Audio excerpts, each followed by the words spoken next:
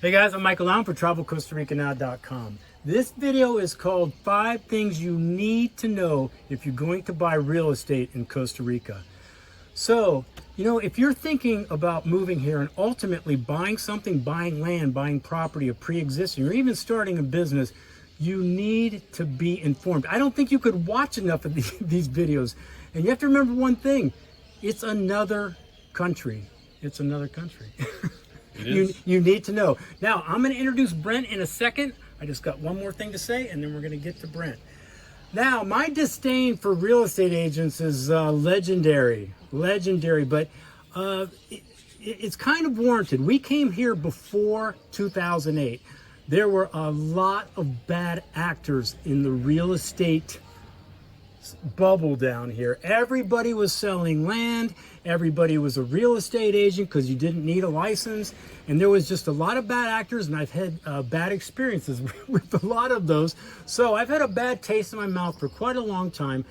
But I do realize over time, and knowing what I know now, that 95% of the time, most of you will need a real estate agent. Now, what's happened with me, talking to people like Brent, who we're going to talk to in a second, and then I've made some other videos with other people, and I want to definitely give a shout out to this guy named Matt in Tamarindo. He sells real estate, I believe, for Coldwell Banker. He gives me hope for the future, man. Somebody with like integrity and kind of the same mission statement as kind of like we do. We want to provide good information. We want to make a little money, but we're not going to try to separate you from your money at your expense, and that's what was happening pre-2008. So anyway, shout out to Matt and Tamarindo. Keep that up, what you're doing. So this is Brent. Why are we talking to Brent? Brent was a real estate agent in his prior life, not in Costa Rica. He is not a real estate agent now. He is not going to try to sell you anything, but what he is he's knowledgeable about the field because he did it in Canada, in his country. He knows North American real estate, and he was kind of interested in learning about it here in Costa Rica, and he has. So we're going to talk to him about a little bit of the differences and the 5 things you need to know about real estate in Costa Rica. Sure. Yeah. Brent, thank you so much for coming. Yeah. I want to start. Can I start first? Sure. Because I know this is a difference. MLS. Yeah. What's that stand for? And let's talk. MLS means multiple listing service, and yeah, it's used in the United States and Canada in particular. I'm not sure about Europe, but what it is it's one centralized location where all the listings that are available to the public are available for not only realtors to search, but also the general public to go to this MLS, multiple listing service, and see all the properties that are available. Now, it's run by the real estate associations in the United States. They own the name MLS, it's all copyrighted, etc., as is realtor and so on. So it's something that every realtor in the United States pays part of their fees for membership in real estate. And it's any realtor, whether you're working for realtor. Century 21 or Remax or whoever. If you're licensed, yes. It's all in a... And you must be licensed in the United States. But that's where we get into the difference here, because here in Costa Rica, there is no MLS system. Now, if you go to Google and you type in MLS Costa Rica, you will find 2 websites, but they're private websites. There are a couple of people that have tried to get an MLS system going here in Costa Rica. It's not there yet. I've looked through both those sites. It's a lot of very high-end properties, and it's very specific regionally. A lot of Tamarindo and San Jose. I mean, would you question their intent in a way? I think they're trying. Is it for their own benefit that they're trying to set up this MLS, or is it for more like a North American type of system, or does it look like it's more pointed? I think they will take listings from different companies. So all the big companies are down here, like for example, Century 21, Remax, Coldwell Banker, Keller Williams. They're all here, and those realtors can list on this MLS system, but they don't. This is the point of it. There's not really a proper MLS system here in Costa Rica. And so how do you find properties? Well, that's the big challenge. If you had to guess, I know you don't really know this, but so it's a pretty low percentage of people that actually list on the MLS here. Yeah, very low. And it doesn't include lower end properties or just average house. It's almost all high end properties and nothing for rent, even though they have the big rental button. You hit it and there's no properties there. So it's in the infancy stages. Let's say it's in the infancy stages, and it's because it's not supported by the professional real estate organizations. Here, it's just some private individuals have created this thing called Costa Rica MLS. So explain But, how. you know- So explain how that they would. There are listings here. Yes. So how properties are exposed to the marketing or to the marketplace is most companies, like the big ones, say for example Century 21. They would have their own Century 21 Costa Rica real estate website where they would put together or present on their website all the listings that they have in that office for Century 21. And Remax would do the same, and Keller Williams would do the same, and Coldwell Banker, etc. So this makes it very challenging for a buyer who's wanting to look at properties, say in a given area. There may be multiple real estate companies that are all each listing their own individual properties, so you have to work at it if you're down here trying to find a property, if you want to get a proper picture of the whole market. So this is probably one check mark in the why you may need a real estate Absolutely. agent. Yeah. Because you're just not going to have access to, or if you don't know the Yeah. area, you obviously aren't going to Oh, know yeah. what's for sale. Yeah, so I mean that's the thing is that it is hard to know what is for sale. And another thing too is that the MLS system also allows realtors, when they're doing a property evaluation, to look at past properties that have sold. So when you're trying to evaluate a property, you say, okay, here's a house, it's in this community, it's got 3 bedrooms, 2 bathrooms, yada yada. And it is compared to other properties in the same community that are similar in size, 3 bedrooms, 2 bathrooms. So then a realtor who's trying to do a proper evaluation can say, okay, this one sold for this one sold for this one sold for this. We can do a little triangulation, a little plus minus on each of the comparables, and then we can say your property is worth this amount or should fetch this amount, and then you add a little 5% negotiation. Kind of a rookie appraisal in a way, Yeah, just it by is the other properties. it is. It's absolutely, and that's one of the really important functions of a proper realtor in the United States and Canada. But things are different here. So if you don't have the ability to access all the sale properties, where are you coming up with this price point for this property? So it comes down to the experience of the realtor. If you're buying one condo in one condominium block in Tamarindo, well, then it's pretty easy. You can say, well, 3 or 4 or 5 of the other properties sold for $200,000. Therefore, this one is worth $200,000. And you can say, yeah, well, that's probably Makes fair. sense. That makes sense. Although I don't want to get into that, but Yeah. that may not be it either. No. That may not be it either. And markets change. And of course, we're into this COVID thing. So property prices are fluctuating. Does it view the beach? Does it view, the other end of another building? Right. So there's all these factors that go into that. So without having an MLS system or a system like actually, it's not that realtors access the MLS, but they access their own index of properties that have sold across the United States. So that way they can do proper property evaluations. So that's I would say that's one of the big differences. Yeah. So if they don't understand MLS, if they're going, I really don't know what you're talking about. Basically, you need a realtor down here to find you homes because they're just not listed somewhere. Well, yeah. Maybe. Yes, exactly. And that brings us to the other point. Yeah, we were right. chatting about. I know what you're going to say, right? You're going to say for sale by owners because I don't think people could even fathom how many houses are for sale by owner. Oh, yeah. Well, they don't even say that. They just say bende. Yeah, say bende. You Say see it bende. everywhere, yeah. So No, that's it. I mean, you go around, like just here in this small town of La Fortuna, you travel around, you'll see say vende signs everywhere, which means for sale by owner. The owner wants to sell the property. They don't want to use a real estate agent, so they just put a little sign up and their phone number. Well, there are deals to be had, but I would say that most of the time people are trying to sell for sale by owner property. They're usually asking way too much money for it. They have an idea of what they want, and then they add 20%, right? And they there's really no rhyme or reason a lot of times how they came up with the number. This cannot be overstated enough, because here they'll be like, well, you don't understand. My grandmother gave this to me and we had it appraised pre-2008 and it was worth $2 million. Even though everything around there only sells for $40,000 or whatever it is. And they will stick.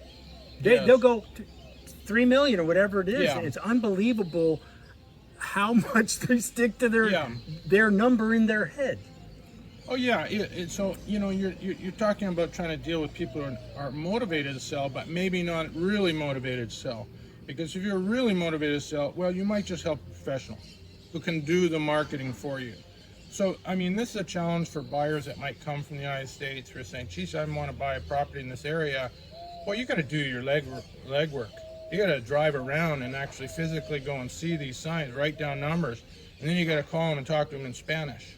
Which is probably another check in the, because a real estate agent that's familiar with the area might even know these people, and if they are, maybe they just don't know how much their house is really worth. So instead of the buyer kind of going, hey, it's not worth that much, maybe it's going to mean a little bit more when the real estate agent's going, hey, got somebody interested, but this really, we need to talk about your price. Absolutely. Because to the buyer, they won't budge. If you go up to the door, $2 million. That's it. A real estate agent, I think down here that knows the area, knows the people, speaks the language, is more apt to be able to explain things to them if they're real serious about selling, for instance. But you are right. Some of them are just fishing for. Absolutely.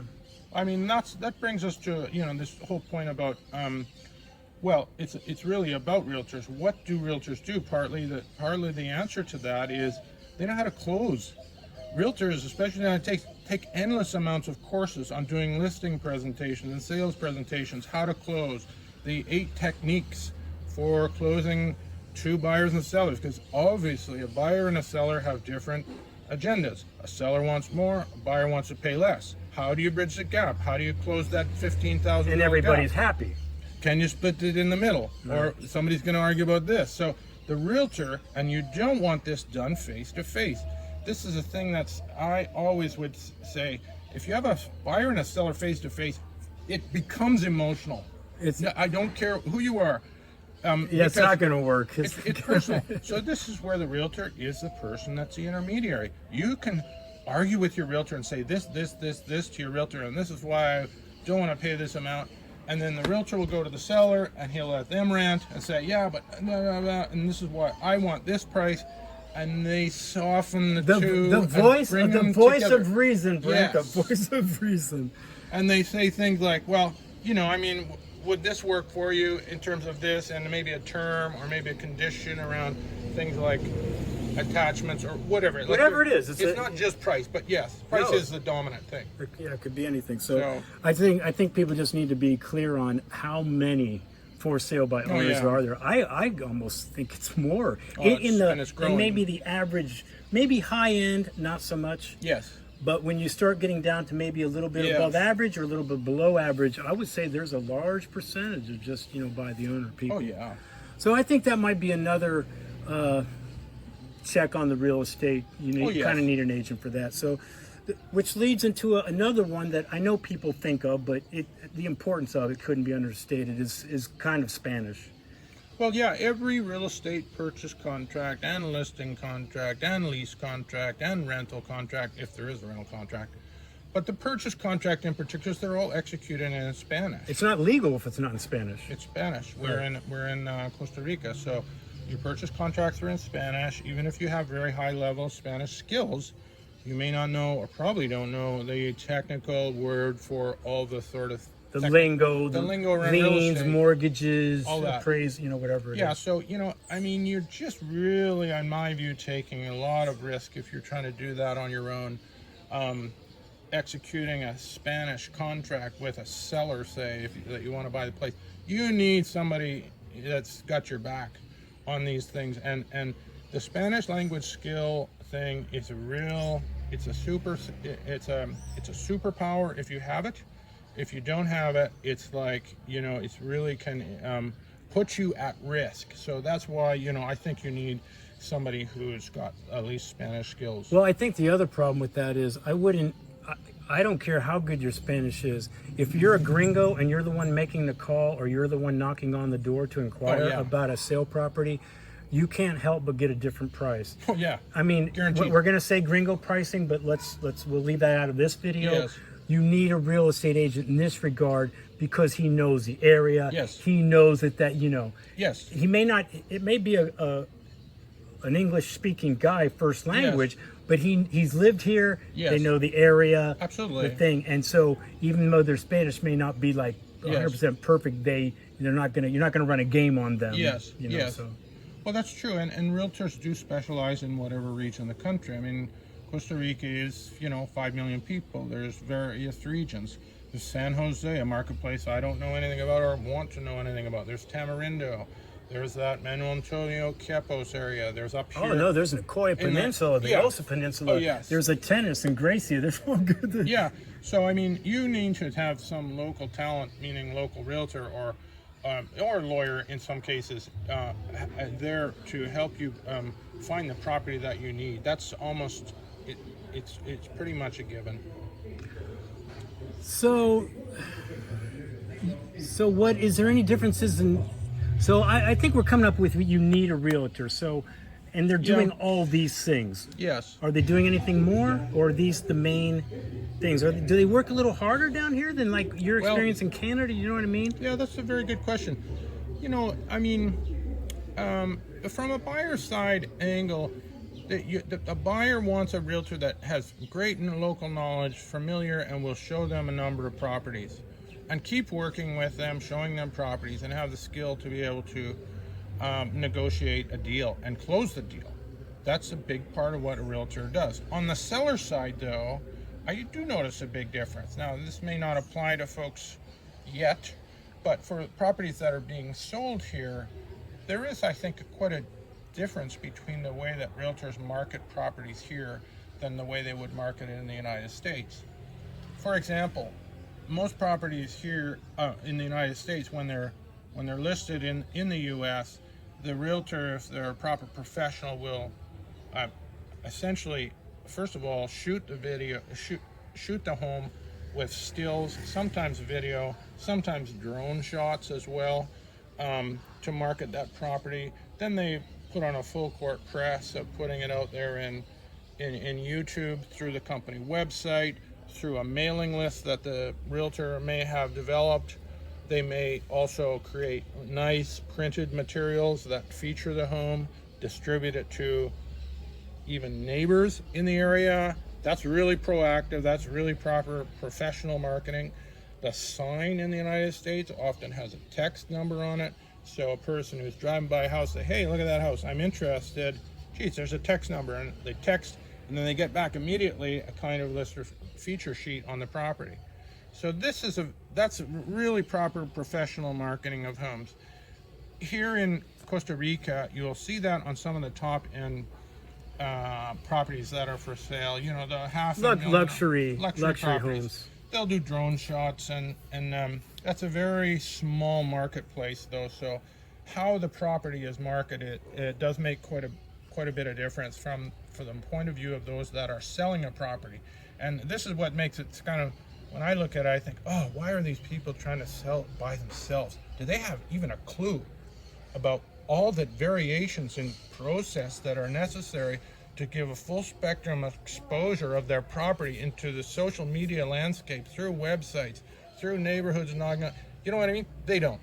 They don't. They just think, my property's worth this, and I don't need a realtor. And okay, well, good luck with that. Yeah, that might work. It might work if they're selling maybe more Tico to Tico. Yes. In a sense, Yeah. But if the gringos or the expats that come down here and want to buy a property, that's probably not going to work too much. Oh, yeah. So what about anything more in the realtors? Well, they're going to clue you into things like taxes. Costa Rica, for example, has a proper system for registering titles. So there's one central location. I forget the Spanish name for it. You call it a title registry office. It's for the whole country, so there are registered on that title the names of the owners of the property. So when someone buys the property, your lawyer will transfer title from the seller to the buyer. And the lawyer will also inspect that title to determine if there's any mortgages, liens, any encroachment issues from the legal survey. In that respect, they got a proper system here of central registry for title, so there's no arguing about that. Whoever is on title owns the property, and that's that kind of thing. So, but a realtor and a lawyer can both access that and determine what's happening on that title of that property. So, you know, that's it's a very important thing for especially your lawyer when you're doing the title transfer thing to be doing. Yeah. So let's talk a little bit about lawyers. I mean, we don't... I want to riff like a mafia don here, but no riffing, Brent. No riffing on lawyers. Obviously, we all love lawyers. Obviously, you have to have a lawyer to do a transaction down here. It's I would say yes. You can't really do it without. I mean, are you going to be able to transfer money from the United States to Costa Rica? The lawyer's doing that. Exactly. That's your lawyer looks after the big stuff. Money, number one. If you're transferring a couple $100,000 to Costa Rica, you want to know the process. You want to know that you're doing it in a trusted way. You're not just dropping into the seller's. Have mules come down here with 10,000 in their pocket 10 times in a row. And your lawyer does a bunch of other things. Now you want them separated, though, right? I don't know. I don't necessarily think the real estate person. I guess they could recommend a lawyer. Oh, they do all the time. I know they do because they have them. They have ones they use. I don't think there's a conflict of interest. See, I do. Okay. Well, because I'm all about no. It's not so much that. It's just to me, it's all checks and balances. Yeah. And I guess my life here, learning some things the hard way, I kind of gravitate towards. Right. We're going to have separate people doing everything, and we're going to have like the. But you're right. I mean, most real estate agents have trusted lawyers they trust or whatever working with them, so they can obviously point you toward a lawyer. But you could bring in your own. Absolutely. Absolutely. And I think it's worth noting that most people need an English-speaking lawyer, right, to explain things, and that is going to be higher. That you are going to be paying more for that. You're going to pay a little bit for that. You know, it depends on the character of the lawyer, but yes, that's right. You need an English-speaking lawyer, which is there's a lot of them down here, I would say. Yeah, I think so. That you can find. We know a couple, and so it's something that's kind of a necessity. And boy, they really support you in that purchase. I think by just making it flow smoothly, protecting you, handling the money, doing the title registration. Making sure the taxes are paid off, because on the registered title, they will call the local tax department and say, hey, is this property up to snuff, or are they in arrears by $1,000 or $2,000? And if they're in arrears, well, then the lawyers will say, yeah, okay, well, you're in arrears, fine. What's in the what? And when I say in arrears. Are you using me? Are you lingoing me? What are you doing? Are you throwing some Canadian lingo? I guess so. Good Lord. This is 101 stuff, getting behind, sorry. If you're behind in paying your taxes and that shows up on at the tax department, then your lawyer will have identified that. What's it called again? Arrears. Arrears? If you are in arrears on your okay, I think that's a Canadian thing. Oh yeah, I guess so. I think it probably is. I'm just playing. So yeah, I think I got the message. I got it. Anyway, that's right. They will cover that off, and then the property closing date will still happen. But the buyer's realtor will say, sorry, we're going to take $2,000 off the purchase price to cover the tax. I'm not going to say it. The tax covering your rear. I think that's what it's called. Yes, covering your rear. It is great. Anyway. So everyone needs a lawyer, and I'm going to change my. I wouldn't get a real estate person now just because I've lived here long and I know some things. Yeah. But I would say 98% of the time, to feel good about yourself, feel good that it's going to be a decent transaction. Yeah. Once you find that good real estate agent, I think it's a good thing. You know, obviously, Absolutely. especially that, you know, they're going to know everything you just said, you know, knowing the area and, Yeah. you know, stress-free and, you know, negotiation skills, closing skills, compromising skills, all those Marketing kind of skills. things. That's a big Yeah, one. so, Well, that's for sellers, but I don't know. I just think it's good information for people to know because you know, a lot of people don't really know what real estate people do. They just, you know, Yeah. it's a sign, call a number, Yeah. they show you some homes and you sign some contracts. You don't know what you're signing and here. But again, you're in another country. You need to know some things, you know. especially it's a big deal just doing it in the United States when you're buying or selling a property in the United States between all English speakers. Now you throw yourself into Costa Rica. We're all here because we love the country, but then you got language, culture issues, yada yada yada. It goes on and on. So you can't really safely do it without those. Okay, I don't think we don't get crazy on this video, but I think Okay. we hit some good Yeah, I points, think we're- and I think we'll probably end up talking again. Yeah. Because we Quite got to likely. talk about, I think there's a whole video on the rears, right? Thank you, Brent. Okay. I appreciate you talking to Thank us. you, Michael. Hey guys, I'm Michael Allen, travelcostaricanow.com. Peace, guys. Hope it helps. Things are going to pop up. Do your homework. Watch more of our videos. You got time.